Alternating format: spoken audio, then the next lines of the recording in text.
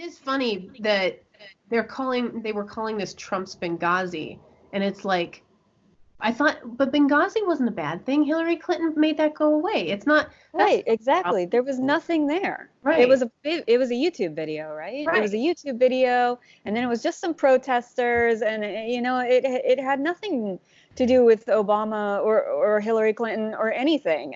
I mean, clearly that Senate hearing made sure that Hillary wasn't to blame for anything. All right, Ash, thanks so much for coming on the show. This has been a real treat. This is a real treat for me because you and I, used to work at the Daily Wire, and that's where we met at a couple Daily Wire functions. And I felt like we kind of clicked there. So I know, and then you left. I know, and then I left, like right after you came. Everybody that I met on that first trip that I really loved, like, was gone within months.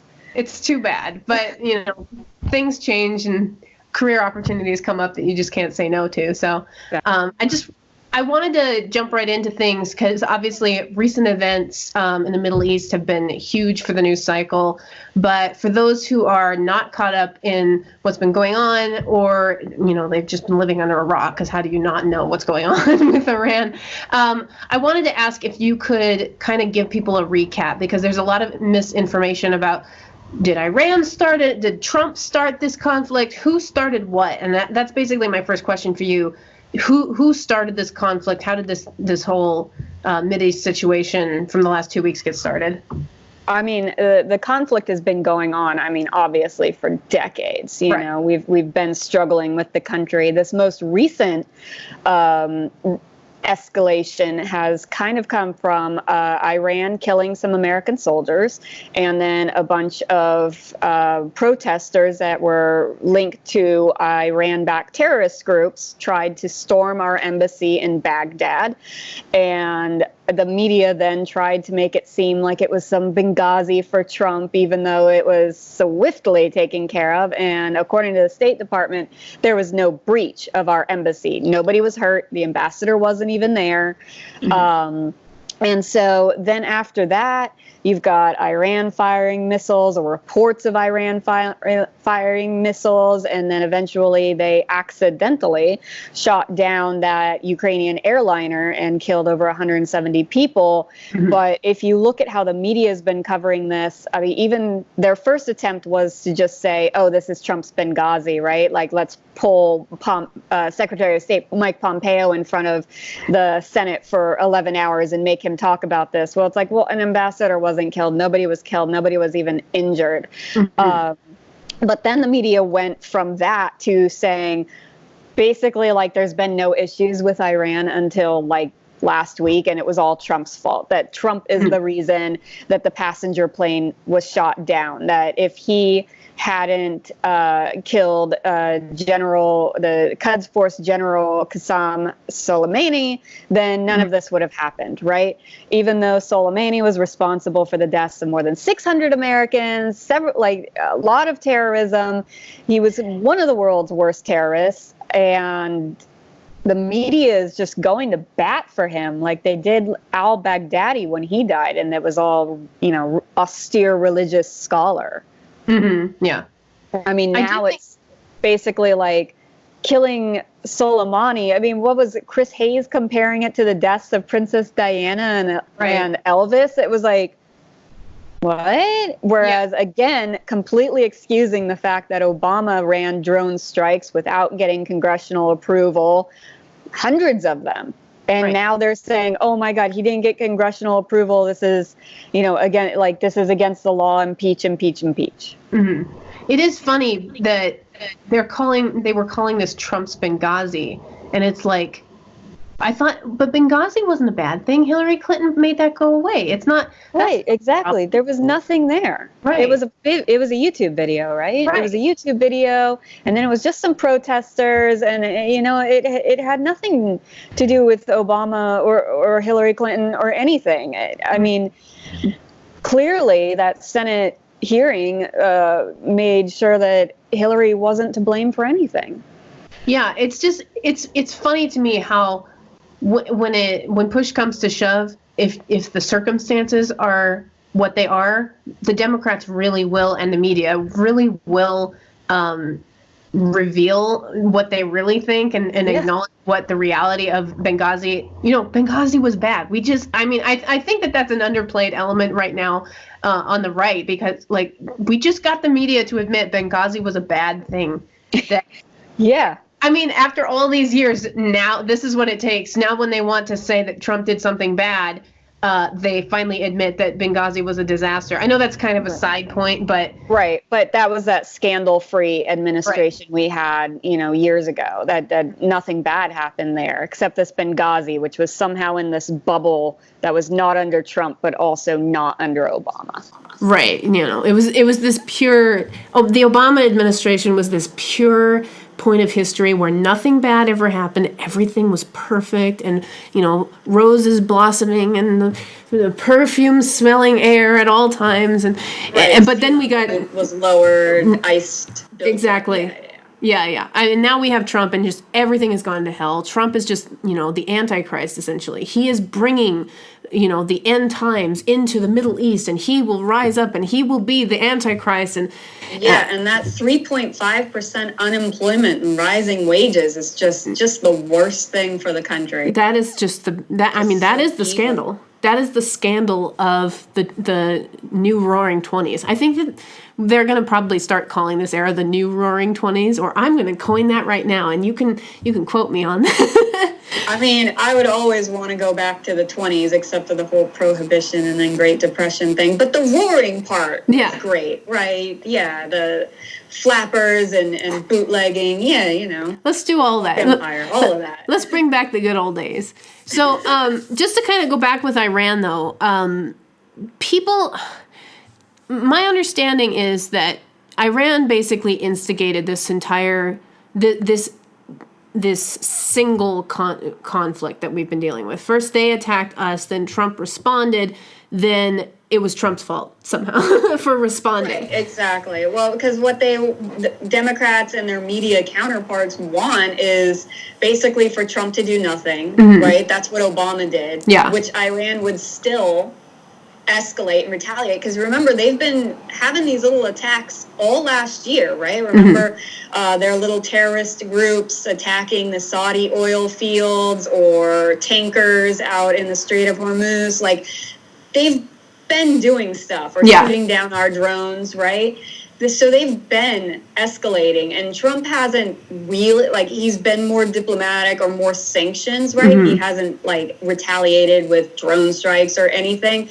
But then they killed some of our people, and Trump killed their general who was traveling into Iraq, right? Yeah. So it wasn't like he was killed in his own hometown. Yeah. And which is what the media kind of has painted it as. He just snuck into his bedroom one night and stabbed him in the chest. Exactly. Yeah, they really want to go with this that Soleimani was like some hero to Iran, when it's like, no, a lot of the Iranian people, they're having a revolution in that country because of people like Soleimani. Yeah. Right? That's leading to the sanctions, that's crippling their economy and the people. And they want to just say America, and a lot of them do believe death to America, all of that. But there's also, the women that are rising up and wanting the hijabs taken off, and wanting life to be like it was before the revolution in 1979, where they could walk the streets without being attacked for having their hair down, or not wearing whatever headscarf or covering that they needed to be in. So it's sad to see the country the way it is now, and there's really just no great way to deal with it, because Iran's gonna Iran. They're a hostile nation, and no matter what the U.S. does or doesn't do, they're going to keep going about their own stuff. It's unfortunate. I really wish that everybody could just get on board with the idea that oppression is a bad thing. And it doesn't matter if you don't like the president of the country that is not oppressing people. That doesn't make oppression somehow good in other countries, just because it's almost like we don't like this person over here, so that makes it okay that this person over here is doing this bad thing. It just feels like they're excusing, I like to participate in the kind of cutting shapes shuffling community, the different kinds of dancing online, and one of the things that people like to do is they do like 30 to 60-second videos where they show you how to do some of the steps. And there were some girls in Iran who did that, but that's illegal. So she got thrown in prison both for posting a video of her dancing and also because in the video her hijab fell off. And so so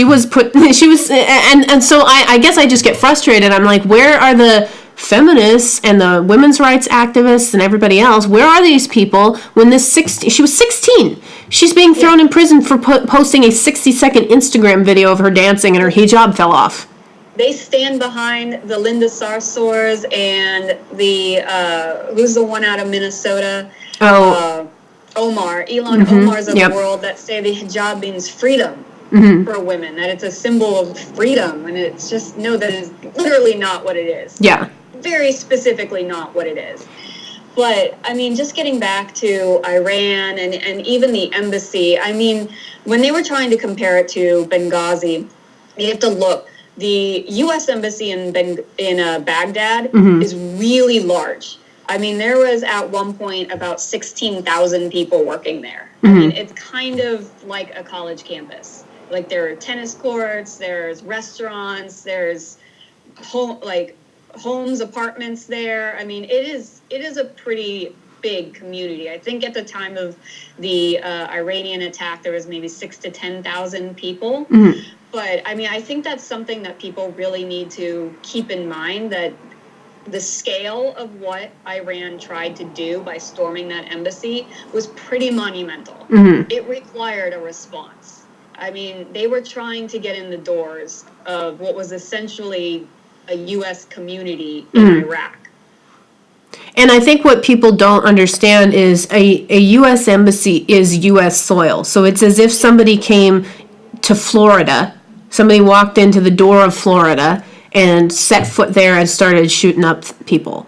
Or, it's the same as if somebody bombed Pearl Harbor, essentially. When you step on an embassy in somebody else's country, that's their property now. And, they get to govern by their rules. It's as if you wouldn't have an American go on to the embassy from some foreign country it's technically on our soil, but that's their property now, and you play by their rules on that space. So you can't expect the rules not to be applied fairly to both countries. But if something had happened like that in America and somebody had attacked some oppressive country's embassy on our soil, then that would be just the end of the ages. Really, that would be horrendous.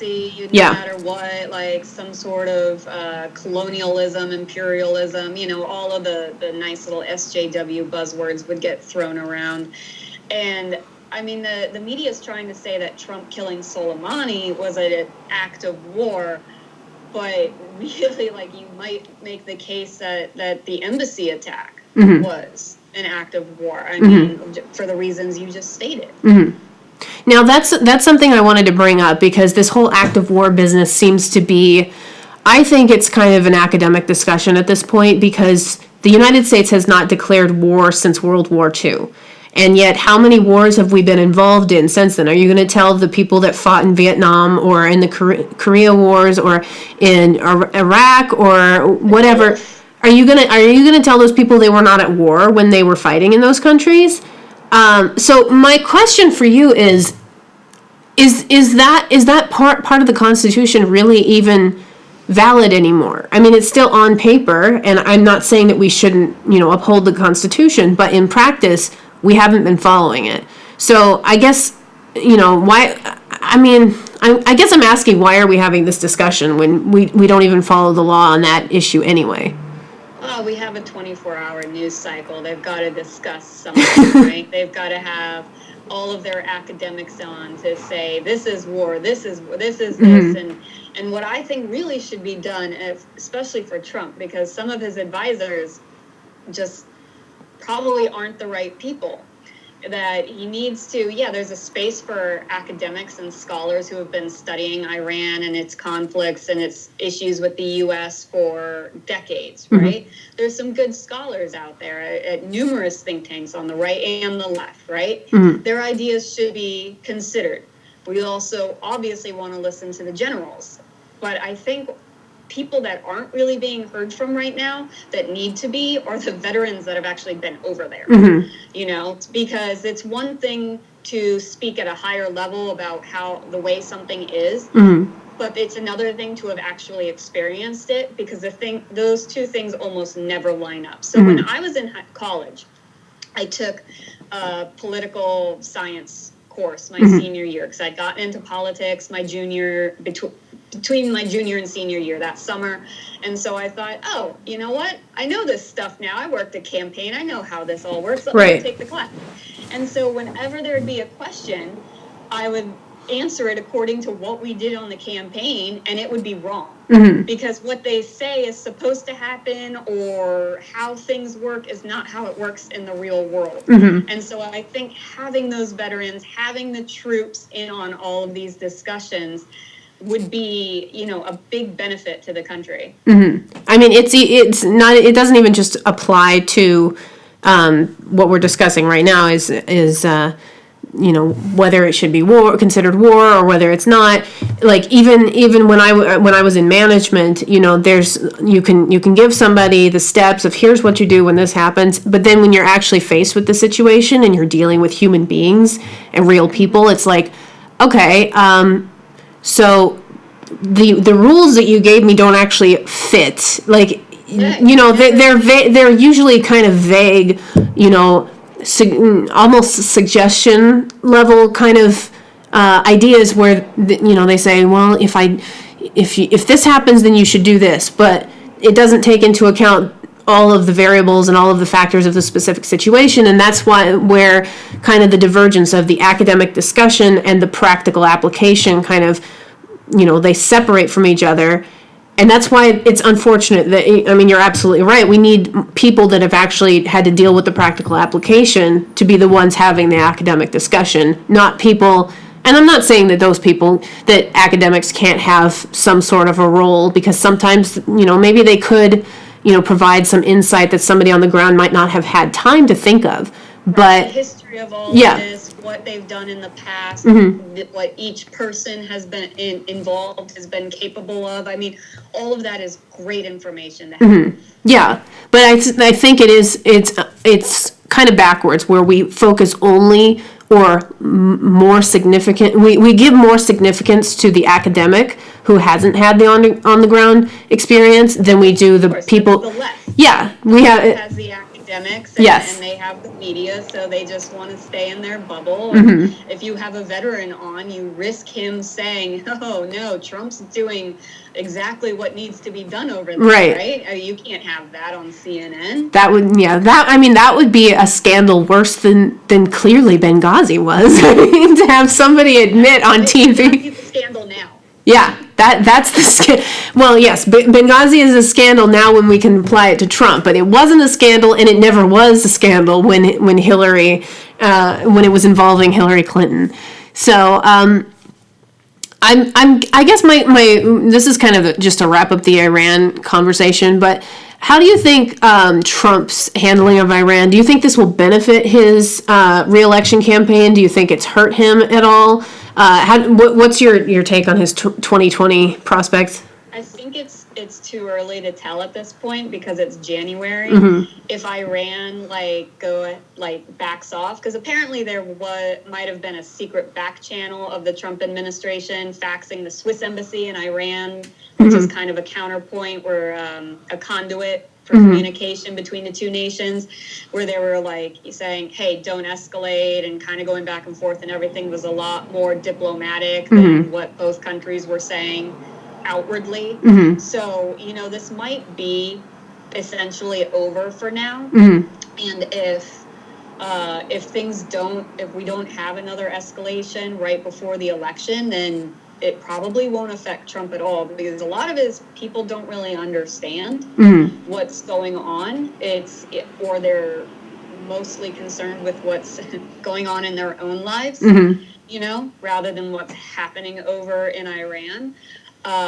So there's a lot of possibilities here that won't hurt Trump. Now, if Iran decides to bomb America in October, then that might be a real big problem for Trump, because the media will blame him for it, blame him for all of these escalations, and he won't really be able to respond much before the election. But I'm just not sure I see that happening, because this is kind of how it's been with Iran for years.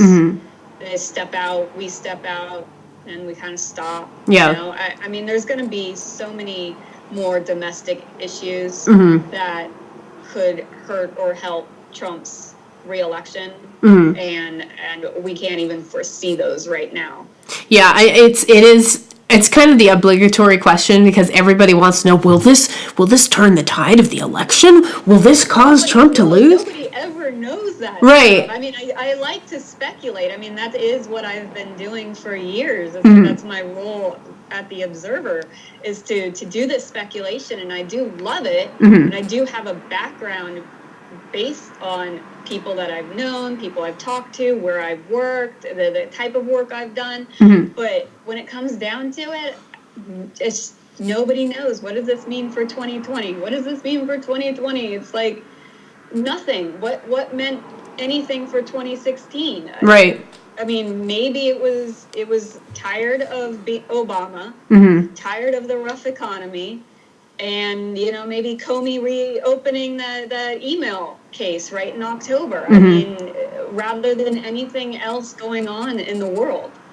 Yeah, it is funny. I didn't feel like I knew. I mean, I shouldn't say I didn't feel like. I didn't think that Trump would have any chance of winning until I heard we held the House. Then I heard that we held the Senate. And then I heard that Trump won Florida. And it was only at that point that I thought that Trump even had a chance. Let alone, like, everything prior to that, I was like, oh, Hillary's going to win. This is going to be the worst night of my life. And, like, I was shocked. And so you're exactly right. It is hilarious when people think, oh, in January we can know. Because we all thought Hillary was going to win in January. Right, back in January. We thought Hillary was going to win until hours after the election concluded in 2016. I loved it. I was at the Washington Examiner offices. We stayed up through the whole night. I think I left those offices at like 2 or 3 in the morning East Coast time. And I was sitting there and I had all of these articles ready to go about Hillary winning, right? And basically that I had a template already, because I knew my career for the next 4 to 8 years was just going to be, no, Hillary, it's not sexist to disagree with you on X, right? Because that was going to be everything. Yes. Like, oh, you only disagree with her sexist. Yeah. When you disagree with Obama, it was racism. When you disagree with Hillary, it's going to be sexism. So I was all prepared for that. And then that New York Times counter just started going. Right. Over, and it was like, wait, what? And then it started shifting with Michigan coming up and Florida, and it was like, what is happening? And so, some of my coworkers were just watching it, but I was working it, and then some of my liberal coworkers were just like, oh my god, and I was just like, I started laughing around maybe 1 or 2 in the morning, just laughing hysterically, because I was like, we were all so wrong. Everybody was wrong and nothing mattered. It became so hilarious. I had a friend on my phone who was using Wi-Fi on a plane, freaking out because she was a Democrat, and oh my god, the world's gonna end. Oh my gosh. Just this is so great. That was a great day, because, well, I worked from 6 a.m. until midnight, and then I don't think I fell asleep until 2 in the morning. But that was back when Daily Wire was really, really small, and we were a 2-man social media person, or a social media team, and so it was me and one other guy, and the other guy was on camera. And so I was the one running everything for a very, very long time. But I was, I'm running everything, and I'm just thinking, I just got to, put things in perspective. I got to keep my emotions in check. I know Hillary's going to win. And I'm like, Trump won Florida. What's happening? I had those tweets scheduled to go out around 10 p.m. because like Hillary would have been declared the winner by then, I thought. Right. And so they would go out and people would be like, your tweet went out. I had to delete it. Yeah. Schedule it for another hour. And it went out maybe 2 or 3 times before I was like, okay, this isn't happening. We gotta stop it. Yeah. But it was a tweet about like, it was a dumb one that was like, which media outlet is going to be the first with the headline "America to Trump, you're fired," right? Because it was always "you're fired," right? This stuff all through the election, and so that tweet went out like 3 times before I finally deleted it because it wasn't necessary. Right. I mean, it was perfect. That was like the best part of the night for me was I got to be the one to type it in on Daily Wire's Twitter and type in Donald Trump is the next president of the United States, and I was like, I can't. Those were words that I never thought I would be typing ever. And so it was quite an amazing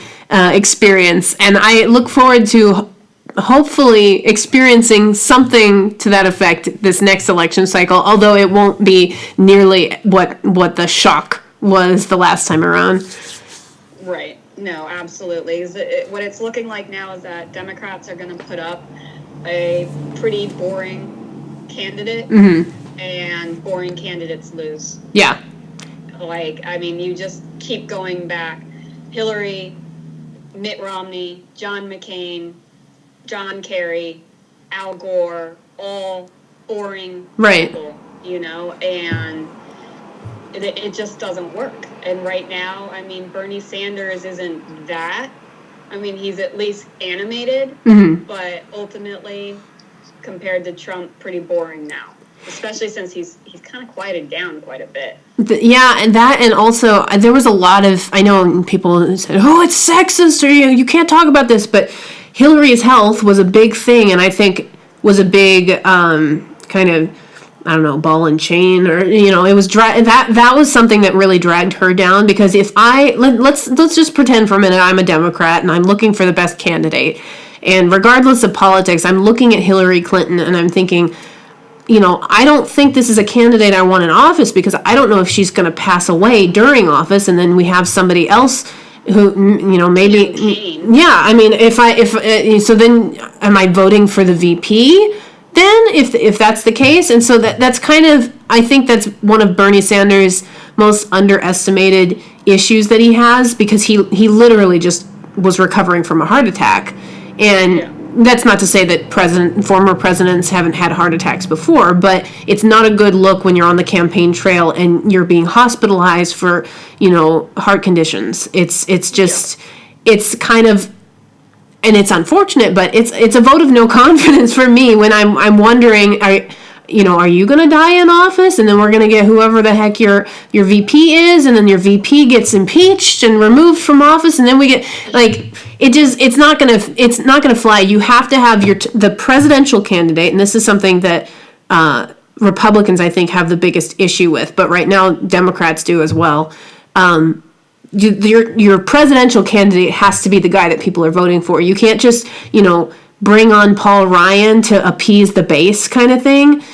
You have to have the main guy be the selling point. You can't have the VP be the selling point. It's kind of the mistake that Ted Cruz made too. He was like, well, I'm going to bring on Carly, and then people will be like, oh, I have a VP, I have a female VP, and John McCain did the same thing. I'm kind of boring and milquetoast, but I've got Sarah Palin, and I'm like, but I'm not voting for her for president, So that's kind of the problem that the Democrats have right now. I was a Carly fan. Oh no, I love Carly. I just don't think that that's not the way to sell things. Right. It was a desperation move at the very end of his campaign. I mean, there were talks about Rubio. What if Rubio did that with Nikki Haley, right? Even if that would have been like a pretty great ticket to a lot of people, it's still the desperation of it just overpowers all of that. Yeah. It's just, yeah, I mean, even just, I work in marketing, and that's just not how you sell something. You have to make the product, the main product, be the good product. Or it's even like when you're, like, I watch a lot of MasterChef. So if your main course is raw and the rest of it is good, that's not going to fly. Gordon Ramsay is not going to be down with that. So I get my last thing I wanted to touch on with you is how the media has reacted to all of this, and I know that we kind of touched on this already, but everything is just Trump is awful. Iran is wonderful. Iran, like, this guy was like an angelic human being. He made people feel safe. He, austere religious scholar. Obviously, I'm not just talking about this situation with Iran. Like, every time, a major terrorist or a terrible person in the world dies, the media has a funeral for him in the press. And I guess my question for you is this journalistic malpractice? Well, yeah. I mean, it's ridiculous. I mean, if you look at the two countries that the media usually hates, Russia and Iran. If you look in the Obama administration, Russia was loved, right? The 1980s call, they want your Cold War back. Oh, look at Mitt Romney and his claims of geopolitical. What an old man. So Russia was our best friend. And Iran, was bad, but we could be friends with them if we, gave them money and licensed sanctions and basically just let them do whatever they want, right? Then they'd be nice to us. But then it's kind of flipped under Trump, where now Russia is evil and Iran is, it's like our best friend. I mean, it's over there just doing God's work. I mean, it's just funny to see both of those countries kind of flip-flop in the media's eyes based solely on who is president and the fact that they don't like Trump, and that they don't like Trump to such an extent that they are literally lionizing terrorists. I mean, there was Bush derangement syndrome in the early 2000s when it came to the media, but I am pretty sure they didn't run obituaries for Saddam Hussein that painted him as like great, I mean, they didn't even go that far under Bush, and they hated Bush. But with Trump, and I think part of it all goes back to what Ben Rhodes, Obama's National Security Council press guy, right? It all goes back to what he told the media just a couple years ago, that reporters these days are 27-year-old know-nothings who will print whatever we tell them to. They won't print whatever Trump will tell them to. They print whatever the DNC tells them to. And they don't ask questions, and they don't know enough to even ask the questions. Yeah. I think that's the biggest problem, is the fact that they really, they have insulated themselves so that they can't see what's outside their little bubble. And I've been in bubbles before. I've been in situations where, everything looks a certain way and you kind of have tunnel vision. And then when suddenly you're out of that, you're like, oh, there's first of all, there's life outside of this situation. And second, it's like, oh, that was kind of not a good thing. And I didn't think about it like that because I was in it. But then when you come out of it, you're like, oh, that was kind of not so good. So I just wish that Democrats had enough, self-awareness to be able to say, okay, maybe I should at least come and pretend I'm a Republican for 5 seconds, or pretend I'm on the other side for 5 seconds. And then even if I still end up disagreeing with them, at least I know what they're thinking so that I can counter them better. They don't even think like that in terms of bettering their arguments because they're not interested in that. They don't... That would be beneath them. The arguments. Yeah. I think that if Republicans were just wiped off the face of the planet, everything would be peace, world peace. The country would be just nonstop booming, diversity, love, everything. I mean, they just really think that they have all of the answers, and that the only thing holding us back is what conservatives think.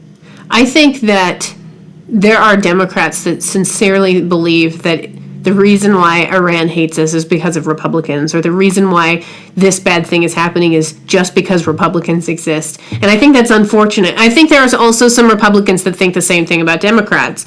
But I think a lot of them are probably correct in some instances. But it's not just because they exist, and it's not just because they have a different idea. It's usually because their idea is actually bad in practice. And I think it's just important for people to realize you need to know both sides of the argument, even if you don't end up agreeing with the other side. Now you know how to counter them. Yeah, but you need to be able to counter those things. So you Yeah. need to hear that other side. I mean, it's like debate 101 is that you need to be able to debate either side of an issue well in order to debate one side well. Yeah. So Democrats, this is what you need. I know because so many Democrats watch my show. This is what you need to know. You need to know how to debate the other side, and you can't do that by only studying your own side. And that also goes for conservatives too. Racism. It goes for conservatives as well, because I know there's conservatives that would prefer not to have to. They think, well, I just shouldn't have to read about Karl Marx because I'm not a Marxist. I was one of these conservatives, which is why I can say this. I used to think, well, why should I have to read this? Because it's wrong. Well, you need to know why it's wrong. Yeah, and you need to be able to identify Yeah. when it's coming up in policy. exactly. Because it's wrong and it needs to be stopped. Yeah. But people don't just straight up quote it in policy. That and Saul Alinsky tactics. You need to be able to recognize them. Yeah. Well, that's pretty much the end of my interview. So I really appreciate you coming on, Ash. I've been wanting to have you on for quite some time, and I'm sad that we don't get to work together quite as much as we. We didn't really work together that much, but I'm sad we don't work together anymore. So, everybody, you guys need to go and follow Ash at Ashe Schow on Twitter, and then you need to like this video, subscribe to my channel, and check out all of her articles over at the Daily Wire so you can keep up on everything she's got going on over there. So thank you so much, Ash, for coming on. No problem.